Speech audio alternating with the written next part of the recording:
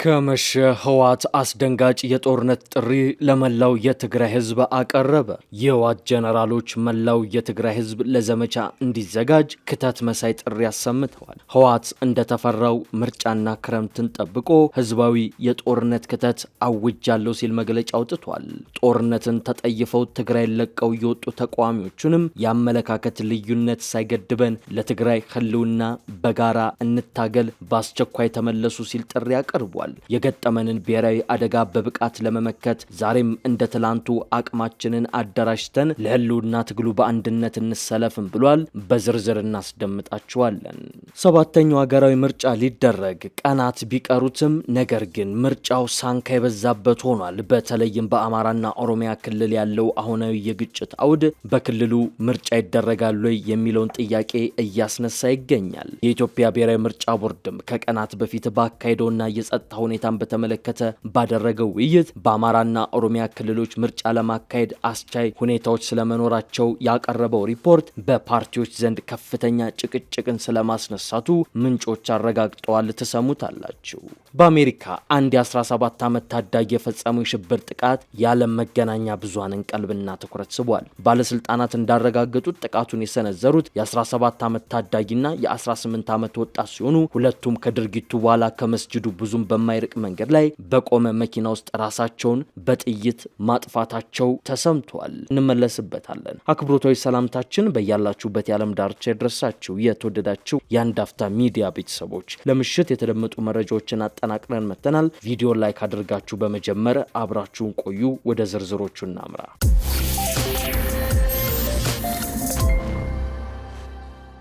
በደብረ ጽዮን የሚመራው የህወሓት ቡድን እንደተፈራው ምርጫና ክረምት በመጠበቅ ህዝባዊ የጦርነት ክተት አውጇል። ጦርነት ተጠይፈው ትግራይ ለቀው የወጡ ተቃዋሚዎቹንም የአመለካከት ልዩነት ሳይገድበን ለትግራይ ህልውና እንታገር ሲል በአስቸኳይ ወደ ክልሉ እንዲመለሱ ጥሪውን አቅርቧል። ቡድኑ ማምሻውን በወጣው ሳምንታዊ መግለጫ መላው ህዝባችን፣ ምሁራን፣ የሲቪክ ማህበራትና የፖለቲካ ድርጅቶች የፖለቲካ አመለካከታችን ሳይበግረን የህዝባችንን ብሔራዊ ጥቅምና ደህንነት ለማረጋገጥ ዘምተን ልንታገል ይገባል ሲል በይፋ የጦርነት ዘመቻ ጥሪ አቅርቧል። የዛሬው መግለጫው ከወትሮ በተለየ ሁኔታ የጦርነት ቅስቀሳ ይዘት ያለው ሲሆን ከትግራይ የሸሹ የትግራይ ተወላጆች እንዲመለሱም የመጨረሻ ጥሪ ያቀረበበት ሆኗል። ከፍተኛ ውጥረት በተፈጠረበት በዚህን ወቅት ህወሓት የጦርነት ጥሪ ይዘት ያለው መግለጫ ማውጣቱ ከፍተኛ ድንጋጤንና ውጥረቱን ያባባሰ ሆኗል። ህወሓት በምርጫ ዋዜማና በይፋዊ መግለጫ የክተት አዋጅ ማወጁ ደግሞ የጉዳዩን አሳሳቢነት ከፍ አድርጎታል። መሆኑን እንደተሰጋው ቡድኑ ከምርጫና ከመጪው ክረምት አስቀድሞ ጦርነት የመክፈት እቅድ እንዳለው ሲነገር ነበር። የዛሬው መግለጫም ይህንኑ የሚያረጋግጥ ነው። ፌዴራል መንግስቱን እንደተለመደው የዘር ማጥፋት ፈጻሚ ስርዓት በማለት የፈረጀም ሲሆን አሁንም ትግራይን ለመቆጣጠር እያሴረ ነው ሲልም ይከሳል። በተጨማሪም ከርተውኛል ካላቸው እንደነ ጌታቸው ረዳ ካሉ ተቃዋሚዎቹ ጋር በማበር ፌዴራል መንግስት በትግራይ ላይ ጦርነት ለመክፈት ዝግጅቱን ጨርሷል፣ አብረን እንታገለው የሚል ጥሪን ያሰማው። ለዚህም እንደ ምክንያት ያቀረበው የአቶ ጌታቸው ረዳን በአጭር ጊዜ መቀሌን እንቆጣጠራለን የሚለውን እቅድ በዋቢነት በማንሳት ነው። ቡድኑ ከዳተኛ ያላቸውን የቀድሞ አመራሮቹንና የጦር ጀነራሎችን ከፌዴራል መንግስት ጋር አብረው ትግራይን ለመቆጣጠር ያላቸውን ፍላጎት በይፋ መግለጻቸው የዘር ማጥፋት ተባባሪነትን ያሳያል በማለትም ይወነጅላል። ገዢው ብልጽግናና ከራሱ የከዱ የትግራይ ኃይሎች ደቅነውብኛል ያለውን ስጋት ለመመከትም ህዝቡ እንዲመክት ጥሪውን አቅርቧል። መላው የትግራይ ህዝብ ማለትም ከክልሉ ውጭ ያለውን ጭምር ወደ ቀየው ተመልሶ በአንድነት የህልውና ነው ለተባለው ዘመቻ እንዲሰለፍም ጥሪ ያቀረበ ሲሆን የዚህ የዘመቻ ጥሪ ዓላማም የትግራይን አንድነት ማስከበር፣ እንደ ወልቃይት ያሉ አወዛጋቢ መሬቶችን ማስመለስ፣ የራስን እድል በራስ የመወሰን እድል የማስከበር የሚል ነው። ለዚህም የትግራይ ህዝብ ብቸኛ መዳኛ ነው ያለውን ቲዲኤፍ ብሎ የሚጠራው ኃይሉ ከምንጊዜውም በላይ ዝግጁ መሆኑንም አስታውቋል። ቡድኑ የሚመካበት ተዋጊ ኃይል መከፋፈሉንና መዳከሙን እነ ጀነራል ጻድቃን ከሰሞኑ ቢገልጹም ህወሓት ግን በዛሬው መግለጫው ለመፍረስና ከመበታተን ተርፎ አይበገሬ ደረጃ ላይ የደረሰ ጦር አለኝ ብሏል። ህወሓት በውስጣዊና ውጫዊ ጫናዎች ከመበታተንና ከመፍረስ ስጋት አትርፊዋለሁ ያለው ተዋጊ ኃይል በተሻለ ቁመና የትግራይን ህዝብ ጥቅም ማስከበር የሚችልበት ሁኔታም ተፈጥሯል ብሏል። እነ ደብረ ጽዮን በዛሬው የጦርነት ክተት አዋጅ ጥሪ መግለጫቸው የገጠመንን ብሔራዊ አንድነት በብቃት ለመመከት ዛሬም እንደ ትናንቱ አቅማችንን አደራጅተን ለህልውና ትግሉ በአንድነት ልንሰለፍ ይገባል የሚል ትዕዛዝ ነው ያቀረበው። ያቀረቡት። በፖለቲካ መስመር ልዩነት ይዘው ወደ አዲስ አበባና ወደ ጫካ የኮበለሉ ኃይሎችም ወደ ራሱ እንዲያብሩ ጥሪውን አቅርቧል።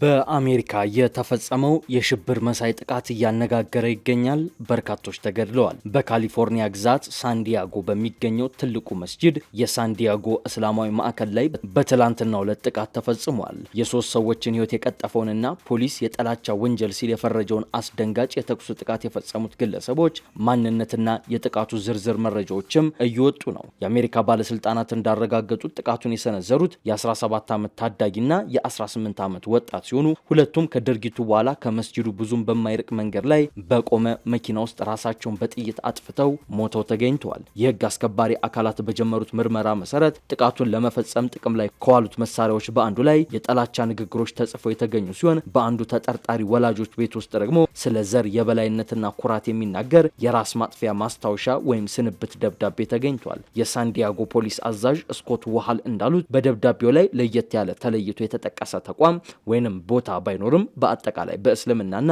በተለያዩ ወገኖች ላይ ያነጣጠረ ሰፊ የጠላቻ መልእክት የያዘ ነው ይላሉ። የሳንዲያጎ ፖሊስ አዛዥ ስኮት ዋሃል እንደሚገልጹት ጥቃቱ ከመፈጸሙ ከ2 ሰዓት በፊት የ17 ዓመቱ ተጠርጣሪ ኬን ክላርክ እናት ለፖሊስ ደውላ ነበር። እናትየው ልጇ መኪናው እንዲሁም በቤት ውስጥ የነበሩ በርካታ መሳሪያዎች መጥፋታቸውን ገልጻ ልጇ ራሷን የማጥፋት ስጋት እንዳለበትና የወታደራዊ መለዮ የለበሰ ሌላ ጓደኛ አብሮት እንዳለ ለፖሊስ ጥቆማ ሰጥታ ነበር። ይህ ጥቆማ ፖሊስን ወደ ከፍተኛ ክትትል ቢያስገባውም ታጣቂዎቹ ግን እኩይ ዓላማቸውን ከመፈጸም አልተገቱም ይላል ሪፖርቱ። ፖሊስ ስፍራው ላይ ሲደርስ የሶስት ሰዎችን አስክሬን ከመስጂዱ ውጭ ያገኘ ሲሆን እስካሁን የሟቾቹ ስም ይፋ አልተደረገም። ሆኖም ግን ከተገደሉት መካከል አንዱ የመስጂዱ ጥበቃ ሰራተኛ መሆኑ ታውቋል። ፖሊስ የጥበቃ ሰራተኛው ያደረገው ተጋድሎ ጀግንነት የተሞላበትና የብዙዎችን ሕይወት የታደገ ሲል አወድሶታል። ታጣቂዎቹ ሽጉጥ፣ ሾትጋንና ጠመንጃ ይዘው እንደነበርም ከፖሊስ የራዲዮ መገናኛ ዝርዝሮች ታውቋል። ማንነቱ የተለየው የ17 ዓመቱ ኬን ክላርክ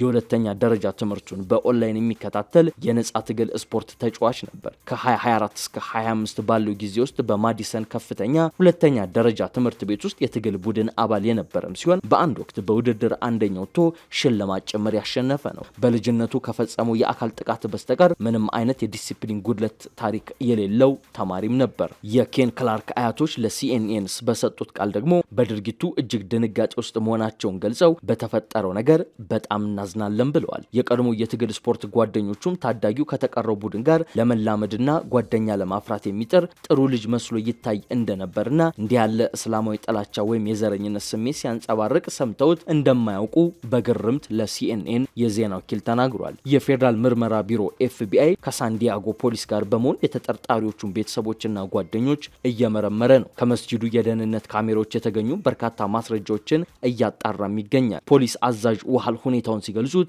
ይህ ለአንድ ነጻ ማህበረሰብ ለከተማችንና ለሕዝባችን ፍጹም አስከፊ ቅዠት ነው ሲሉ ጥቃቱን ገልጸውታል። ከቀናት በኋላ የሚደረገው 7ኛው ሀገራዊ ምርጫ በርካታ ሳንካዎች እየገጠሙት ይገኛል። በተለይም በአማራና ኦሮሚያ ክልል ያለው ግጭት የምርጫው እንቅፋት ሆኖ ቀርቧል። ምርጫ ቦርድ ግን በእነዚህ ሁለት ክልሎች ምርጫ ለማድረግ የሚያግደኝ ምንም የጸጥታ ችግር የለም እያለ ነው። የኢትዮጵያ ብሔራዊ ምርጫ ቦርድ ከቀናት በፊት ባካሄደውና የጸጥታ ሁኔታን በተመለከተው ውይይት ላይ በአማራና ኦሮሚያ ክልሎች ምርጫ ለማካሄድ አስቻይ ስለመሆናቸው የቀረቡት ሪፖርቶች በፖለቲካ ፓርቲዎች ዘንድ ከፍተኛ ጭቅጭቅ እንዳስነሱ በውይይቱ የተሳተፉ የፖለቲካ ፓርቲ አመራሮችን ጠቅሶ ኢትዮጵያን ኢንሳይደር ዘግቧል። የኢትዮጵያ ብሔራዊ ምርጫ ቦርድ በበኩሉ 7ኛው ጠቅላላ ምርጫ በሚካሄድባቸው አካባቢዎች የጸጥታ ሁኔታን በተመለከተ ዝርዝር ሪፖርት ቀርቦልኛል ሲል አረጋግጧል። ሪፖርቱ የቀረበው ቦርዱ በ9 ቡድን ባዋቀራቸው የክትትል ቡድኖች ሲሆን በሪፖርቱም ከጸጥታ ሁኔታ በተጨማሪ የየአካባቢዎቹ የፖለቲካ ምህዳር፣ ፓርቲዎች በነጻነት ተንቀሳቅሰው ለመስራት ያላቸው እድል፣ የህዝቡ ተነሳሽነትና የምርጫ ቦርድ አወሳሰድ ሁኔታ ተዳስሷል ብሏል። ቦርዱ በዚህ ውይይት ላይ በቀረበው ሪፖርት በአብዛኞቹ አካባቢዎች ምርጫ ለማድረግ አስቻይ ሁኔታ መኖሩ ቢጠቁምም አሁንም ትኩረት የሚሹ ቦታዎች መኖራቸውን ግን አምኗል።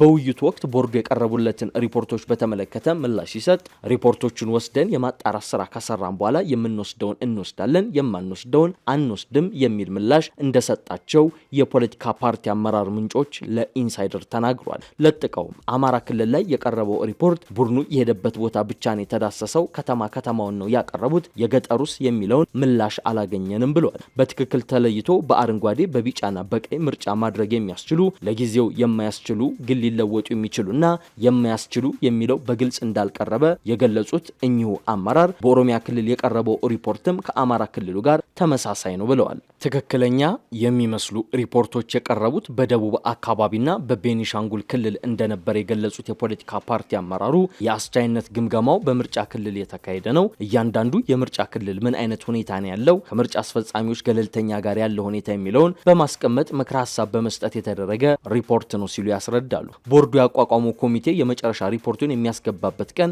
ትላንት መሆኑን የጠቀሱት አመራሩ ቦርዱ ይህንን ሪፖርት መሰረት በማድረግ በቅርቡ የትኛው አካባቢ አስቻይ እንደሆነና የቱ እንዳልሆነ ይፋ ያደርጋል ብሏል። ቦርዱ በበኩሉ ትላንት በማህበራዊ ድረገጹ ላይ ባሰራጨው መረጃ አምስቱም የቦርድ አመራር አባላት የክልል ርዕሰ መስተዳደሮች፣ የከተማ መስተዳደር ከንቲባዎች፣ የፌዴራልና የክልል ጸጥታ ተቋም አመራሮች፣ የፖለቲካ ፓርቲዎች እንዲሁም የሲቪክ ማህበረሰብ ድርጅቶች ተወካዮች በተገኙበት ውይይት መደረጉን ያትታል። ይሁን እንጂ በውይይቱ ላይ የተሳተፉት የፖለቲካ ፓርቲ አመራሩ አስቻይ ተብለው የቀረቡ አካባቢዎች ከፍተኛ ክርክር ያስነሱ መሆናቸውን ለኢትዮጵያ ኢንሳይደር ገልጸዋል። በሌላ በኩል በውይይቱ ላይ የተሳተፉት የህዳሴ ፓርቲ ምክትል ፕሬዝዳንት ኢንጂነር ሱራፌል እሸቱ ወደ 9 የሚሆኑ ክልሎች በምልከታው ተዳስሷል ብለዋል።